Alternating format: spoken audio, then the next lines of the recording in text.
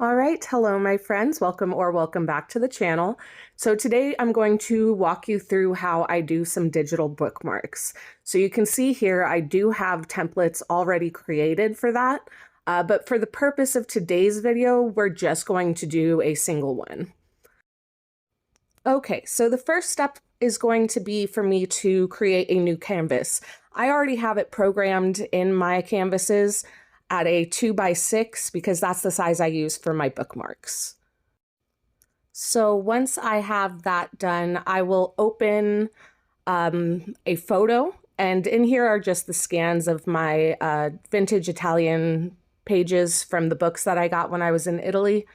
And I'm just going to use the Move tool to scale that out. The Move tool is that little arrow tool if you're not familiar with it. And I'm just going to get that to a size where I'm okay with it on the screen.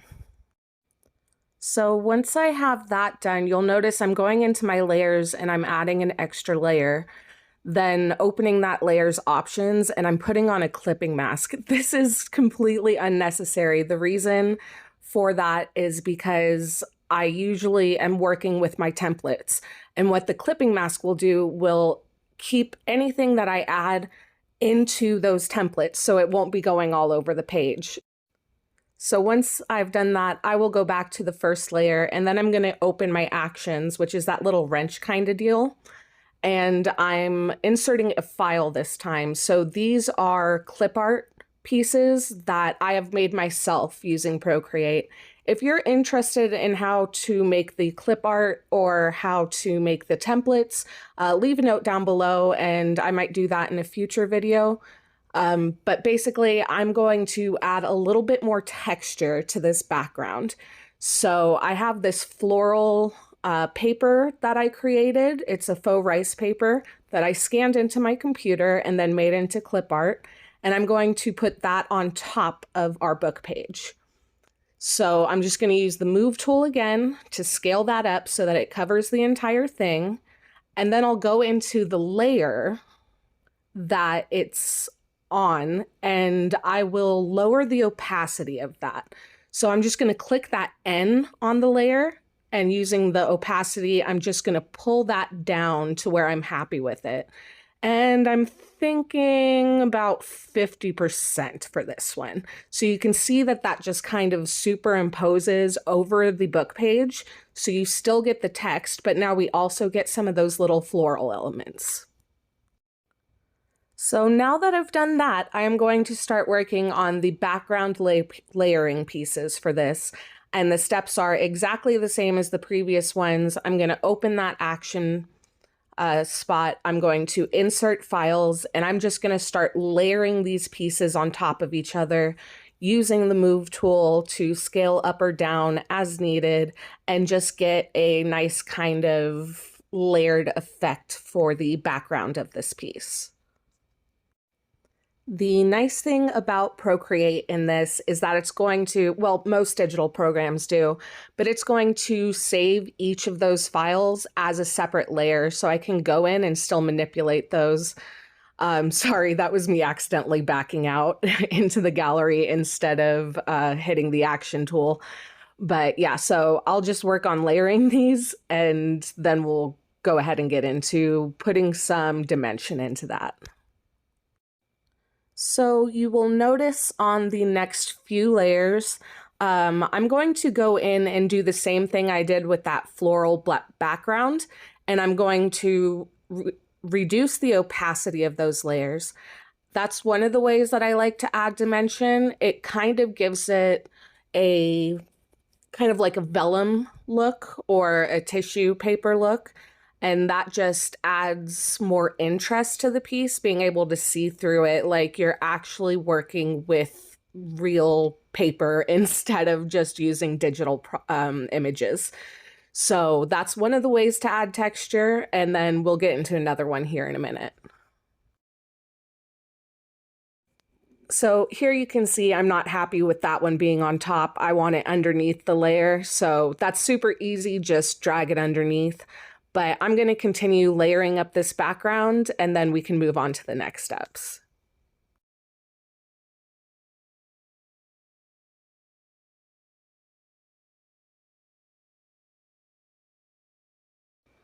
Okay, so I'm pretty happy with the layout of that. The next thing to do is to add a little bit of dimension, extra dimension to this. We already added a little bit with those transparent elements, but now we're going to add some shadows, some drop shadows.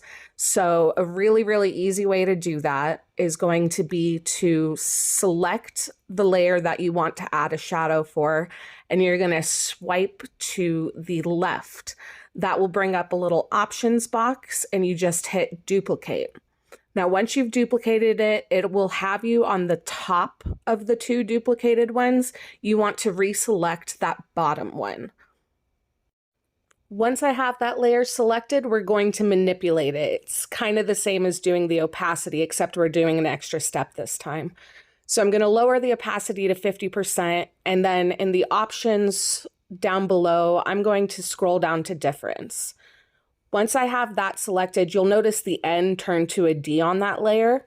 I'm going to select the move tool, and I'm going to zoom in because it's a little easier if you're closer to this to be able to do it. And I'm just going to move that layer to the right and down so that we get this nice little drop shadow.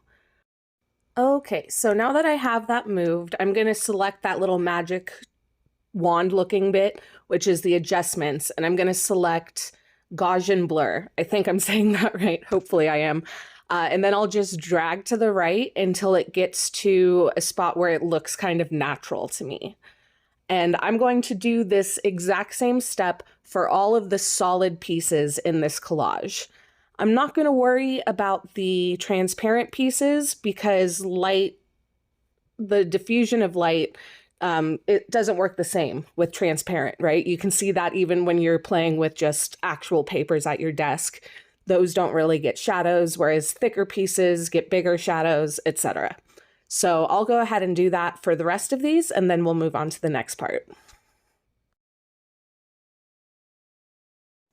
Okay, so I am happy with that. The next thing I want to do is I want to combine some of these layers. Well, not combine them, I want to group them. So I'll choose the very top layer, and then going down, I will swipe to the right on the layers underneath it. And once all those are selected, I'm going to hit group. And what that's going to do is it's going to put all of those layers together in one area. So when I scroll back up where it says new group, I can hit the arrow to kind of close all those layers up.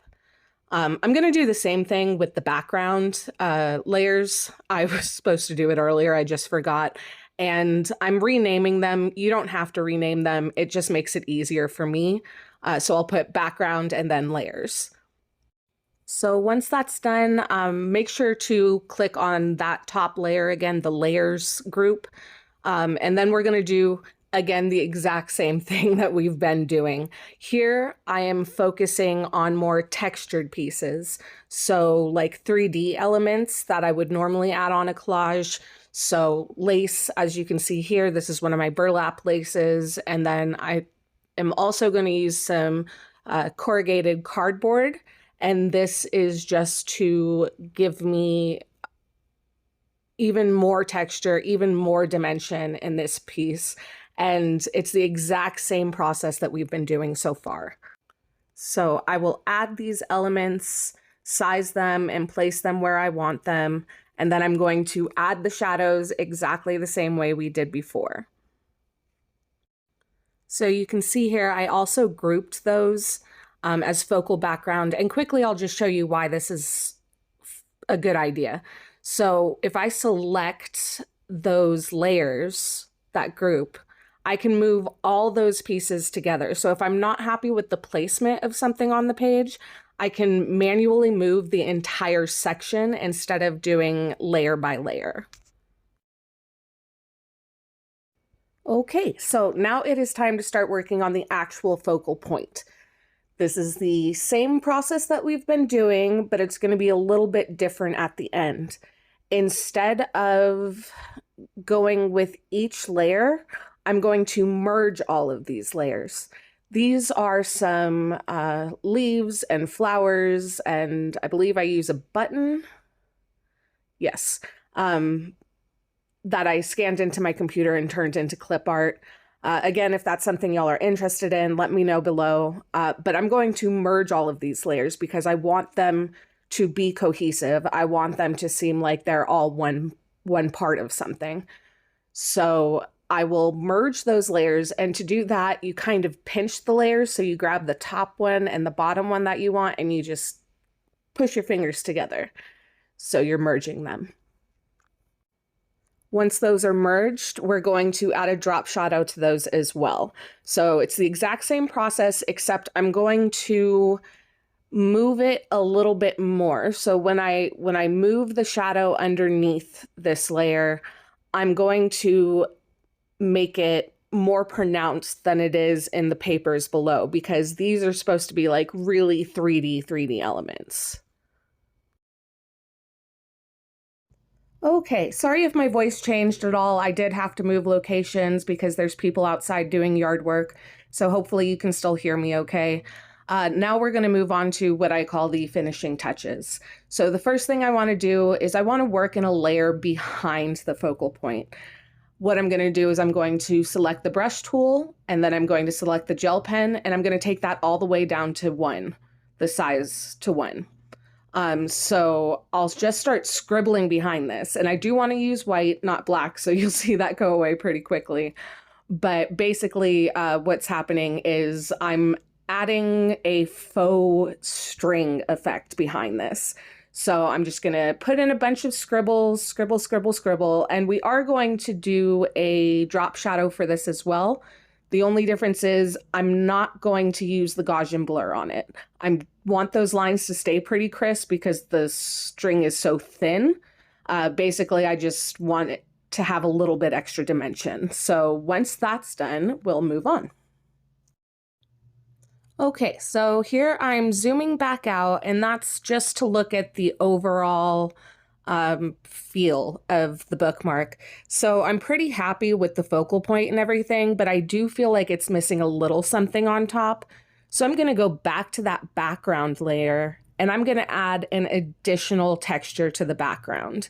So I'm just going to select this tea stain doily, and I'll put that on the top layer, lower the opacity, and then just to clean up the edges and make it fade in a little bit more, I'm going to use my eraser on the soft airbrush just to push that even a little bit more into the background. And I feel like that gives it a lot more of a balanced look. All right, reopening those layers, I'm going to go ahead and group the focal points, which is the leaves, flower, and the little strings that we did. And then I'm going to add a layer on top of that, and we're going to get to the final finishing touches. So the first thing I want to do is I want to add a little bit of a magical effect. I see now I did not add the string into those layers, but that's okay. So we want to make a little bit of a magical effect. So now on a new layer, I'm going to go back to my gel pen, and I'm going to bring the size up to 50. So I will just zoom back into this focal point, and I'm just going to add a couple of little spots. Think of them as sparkles, because that's basically what they're going to be once we're done. So I'm just going to add a couple of dots around the focal point until I'm happy with it. There's not really a rhyme or reason to this. It's all intuitive. But then we're going to add our effect, which is very, very fun. Okay, so once you're happy with that, we're going to go back to the adjustments. That's the magic wand, and we're going to select bloom. Now on the screen itself, I'm going to go all the way to the right to bring bloom up to 100%. I'm going to take the burn to max, and then using the size slider, I'm going to adjust that until I get the effect that I want. So I kind of want like a magical, fairy dusty kind of look to this, just something to add a little extra fun. And now it's time for the final touches. You will notice that I made a mistake here. I thought that I was on a different layer, but apparently I wasn't. I'm still on that same layer with the fairy lights. So that's going to cause me a problem in a second, but basically I want to add a border here. So I'm going to go back into my brush. I'm going to go to the textures and select grunge. Then I'm going to choose a brown color, and I'm just going to go around the edges of this bookmark just to darken them up and give it a little bit of a more worn look. Now, I like to adjust the border once I put it on, make sure it's not too thick, not too thin, which means I want to move it around. And when I go to move it around, that's when I realize it's on the same layer as those fairy lights. So obviously, mistake. Make sure that you have a separate layer for that. Okay, so once I have my mistake all cleaned up, I will make sure that I'm on a separate layer, and I'm just going to do the same thing. So I'll add that border around. I do use the eraser in the same brush, that grunge brush, just to take back a couple of spots that got a little too dark or came a little too far in. I do use the move tool to move it around so it's not too thick, not too thin in any spots. And then I do want it to feel a little more cohesive. And one of the best ways to do that is to play with the layer opacity, as we have done so many times this video. So I will go into that and put it around 60%. Okay, and here is a final look at our finished bookmark. I will go ahead and throw up the other 6 that I made for this month as well.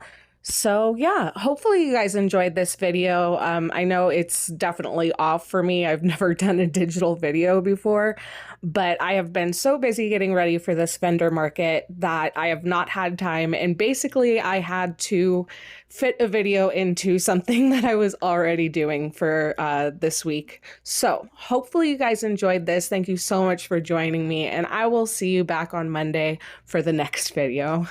Bye.